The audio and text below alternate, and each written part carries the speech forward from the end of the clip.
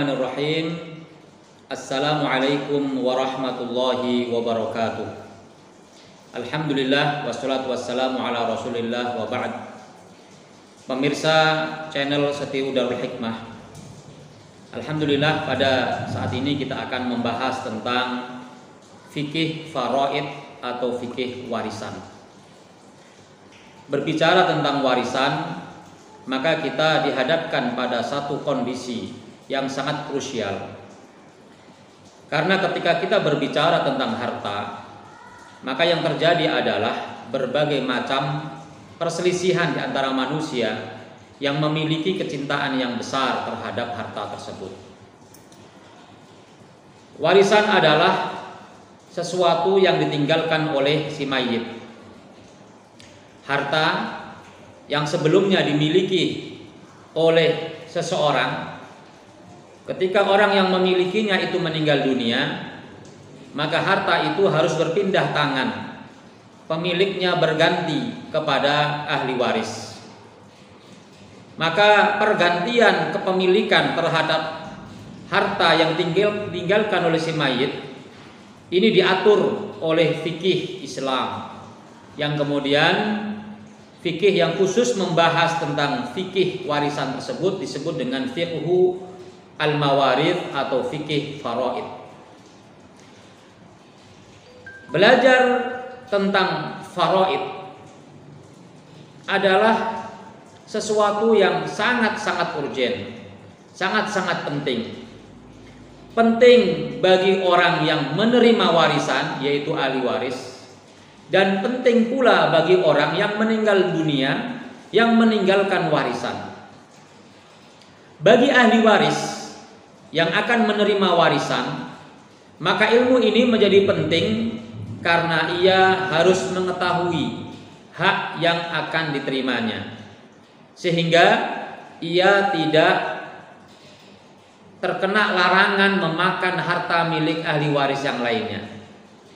Sehingga dengan memahami ilmu warisan, maka ia akan mengetahui berapa jatah, berapa warisan yang harus diterimanya. Kalau kelebihan, maka ia kembalikan kepada yang berhak. Kalau kekurangan, kurang daripada haknya, dia bisa menuntut haknya atau merelakan sebagian harta yang tidak diterimanya tersebut. Maka pentingnya ilmu warisan ini bagi ahli waris sangat jelas. Tetapi bagaimana ilmu ini menjadi penting bagi kita, bagi orang-orang yang meninggal dunia yang akan meninggalkan warisan kepada ahli waris kita? Maka urgensinya bagi kita yang meninggalkan warisan kepada ahli waris kita adalah agar kita sudah mengetahui terlebih dahulu sebelum meninggal dunia siapa-siapa yang akan menjadi ahli waris kita, sehingga paling tidak kita memberikan pelajaran kepada ahli waris kita bahwa pembagian warisan hendaknya menggunakan aturan-aturan yang telah ditetapkan oleh Allah Subhanahu wa taala. Dan ketika kita mengetahui bahwa ada orang-orang yang memiliki peran besar terhadap kita, kesuksesan kita, lalu ternyata mereka tidak menjadi ahli waris atau mereka tidak mendapatkan warisan karena terhalang, maka kita bisa memberikan sebagian harta kita kepada mereka melalui satu pintu yang sengaja dibuka oleh Allah Subhanahu wa taala, yaitu pintu wasiat. Semisal ketika kita memiliki anak laki-laki, ada dua misalnya. Yang satu sudah meninggal dunia terlebih dahulu dan memiliki anak. Maka dalam ilmu warisan, harta yang kita tinggalkan akan diterima, akan diberikan kepada anak yang satunya yang masih hidup. Sedangkan anak yang sudah meninggal dunia tidak mendapatkan warisan, sehingga anak keturunannya, anaknya dari anak saya yang meninggal dunia tadi, yaitu cucu saya, maka dia terhalang dari mendapatkan warisan. Maka kalau kita sudah tahu bahwa dia tidak akan mendapatkan warisan dari harta peninggalan kita, dan kita ingin dia ikut menikmati harta yang kita tinggalkan, maka kita bisa memberikan kepadanya satu harta yang menjadi bagian bagi kita untuk memberikan kepada siapapun melalui pintu wasiat. Pemirsa channel Setu Darul Hikmah yang dimuliakan Allah Subhanahu wa taala, ketika Allah Subhanahu wa taala berbicara tentang ayat-ayat warisan yang semuanya ada dalam surah An-Nisa. Semuanya ada dalam surah An-Nisa. Yaitu surah An-Nisa ayat yang ke-11, 12 dan 176 sebagai ayat-ayat yang berbicara tentang pembagian warisan. Maka Allah Subhanahu wa taala mengawali ayat-ayat itu dengan firman Allah dalam ayat yang ke-9 dengan firman-Nya yang berbunyi wal yakhshal ladzina law taraku min khalfihim dzurriyyatan dhi'afan khafu 'alaihim falyattaqullaha wal yaqulu qawlan sadida. Hendaknya kalian merasa khawatir, merasa takut kalau kalian meninggalkan anak keturunan kalian dalam keadaan lemah, termasuk lemah dalam bidang ekonomi. Maka korelasi ayat ini dengan ayat-ayat warisan adalah hendaknya ketika kita memiliki harta kekayaan yang lalu kita akan tinggalkan saat kita meninggal dunia, maka hendaknya ada harta yang kita tinggalkan untuk anak keturunan kita. Jangan kita habiskan, sehingga mereka mendapatkan jaminan hidup, mendapatkan harta warisan yang bisa digunakan untuk melanjutkan pendidikannya, untuk usaha, untuk konsumsi sehari-harinya dan lain sebagainya.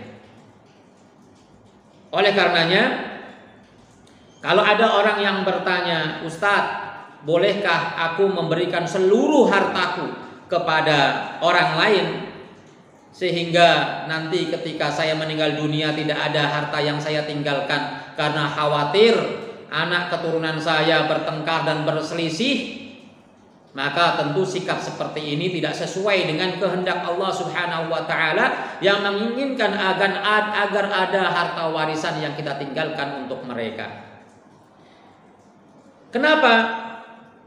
Karena pikiran seperti itu, pikiran bahwa dikhawatirkan akan terjadi perselisihan di antara mereka sepeninggal kita adalah tidak akan terjadi ketika kita tanamkan kepada mereka agar tunduk dan patuh terhadap aturan-aturan yang telah dibuat oleh Allah Subhanahu wa taala.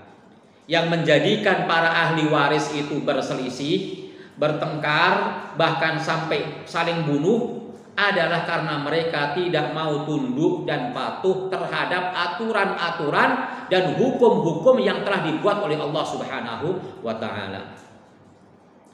Pemirsa yang dimuliakan Allah Subhanahu wa taala, mukaddimah yang berikutnya sebelum Allah berbicara tentang ayat-ayat puasa adalah ketika Allah Subhanahu wa taala mengancam kita agar kita berhati-hati menggunakan harta peninggalan dari si muwarith yang meninggal dunia. Allah berfirman, innal ladzina ya'kuluna amwalal yatama dzulman innama ya'kuluna fi butunihim nar. Allah mengancam bagi orang-orang yang memakan harta anak yatim secara zalim, maka ia akan memasukkan ke dalam perut mereka api neraka. Wa sayaslawna sa'ira, dan mereka akan masuk ke dalam neraka sa'ir. Sungguh ini adalah ancaman yang sangat-sangat memprihatinkan, di mana banyak orang yang kemudian tidak memberikan harta peninggalan seseorang yang meninggal dunia kepada anak-anaknya yang menjadi yatim. Hartanya dikuasai oleh keluarganya, keluarga besarnya, hartanya dikuasai oleh istrinya, dikuasai oleh mertuanya, dikuasai oleh paman-pamannya, sementara anak yatim yang ditinggalkan tidak diberikan harta atau diberikan harta tidak sesuai dengan haknya, dikurangi haknya, maka diancam oleh Allah Subhanahu wa taala, ia masuk ke dalam neraka sa'ir dan ia memasukkan api ke dalam perutnya. Maka sungguh ini sesuatu yang sangat menakutkan. Jangan sampai kita gila harta hanya karena harta kekayaan, kemudian kita menggadaikan kebahagiaan kita di akhirat. Pemirsa yang dimuliakan Allah Subhanahu wa taala, persoalan warisan yang kita hadapi di tengah-tengah masyarakat kita seringkali bukanlah persoalan pembagian warisan, tetapi persoalan yang dihadapi adalah bagaimana menentukan harta tersebut. Ketika seseorang meninggal dunia, maka tidak jelas harta yang dimilikinya. Mana yang disebut dengan harta warisan, mana yang bukan disebut sebagai harta warisan. Maka dikhawatirkan kalau kemudian kita membagikan warisan yang sebenarnya bukan menjadi milik dari si mayit. Misalnya ada suami istri yang membeli mobil secara bersama-sama. Harganya 200 juta.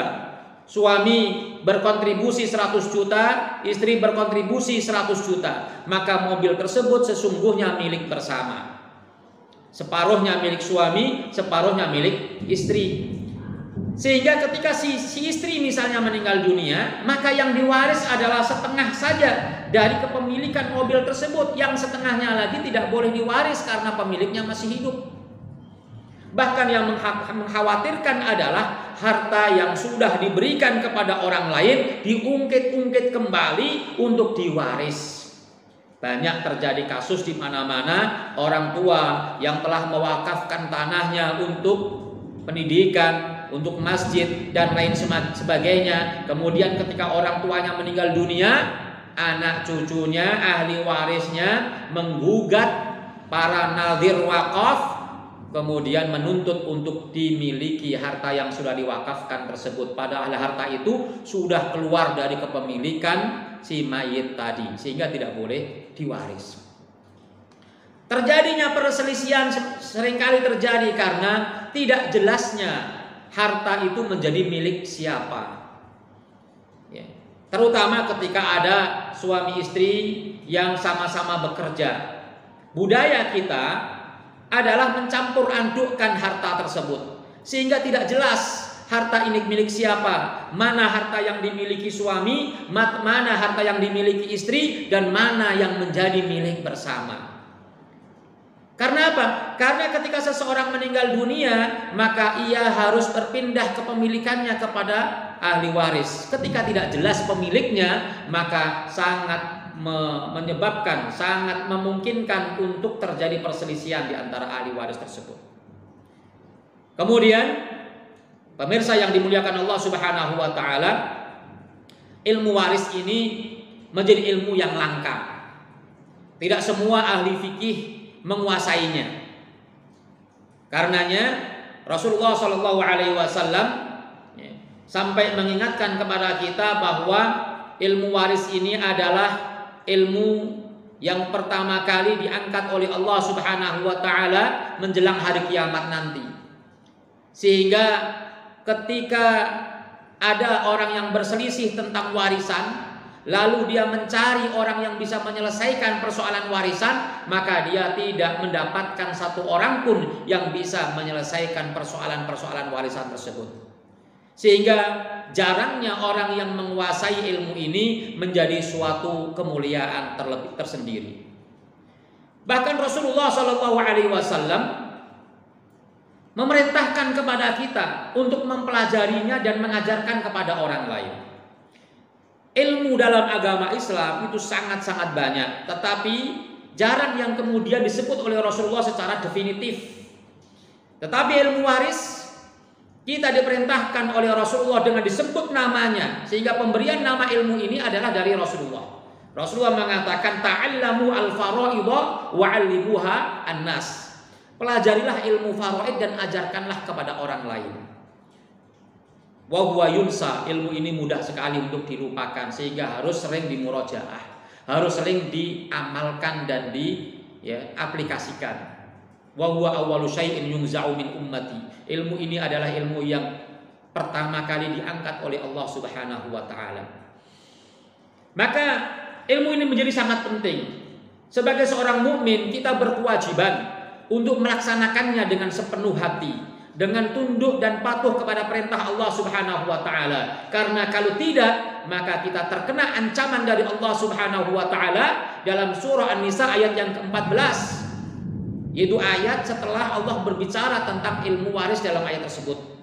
Allah mengatakan, "Wa may ya'sillaha wa rasulahu wa yata'adda hududahu yudkhilhu naran khalidan fiha wa lahu 'adzabun muhin." Barang siapa yang membangkang kepada Allah dan Rasul-Nya, yang menyimpang dari hukum-hukum Allah. Dalam hal ini adalah hukum-hukum waris diantaranya, karena hukum itu yang baru saja dibahas, maka Allah akan berikan adab kepadanya. Ia akan dimasukkan ke dalam neraka, yudkhilhu naran khalidan fiha, kekal di dalamnya, walahu adzabun muhin, dan ia akan mendapatkan adab yang sangat menghinakan. Mudah-mudahan Allah Subhanahu wa taala menambah keimanan kita untuk senantiasa patuh terhadap semua hukum-hukum yang diperintahkan kepada kita, agar kita selamat dari azab neraka. Oleh karenanya ilmu ini harus terus kita pelajari, kita sebarkan, kita anjurkan kepada siapapun orang yang beriman untuk mengaplikasikannya. Jangan sampai kita memakai hukum selain hukum yang ditetapkan oleh Allah, karena sesungguhnya hanya Allah yang maha adil. Aku qouli hadza, astaghfirullah li wa lakum. Assalamualaikum warahmatullahi wabarakatuh.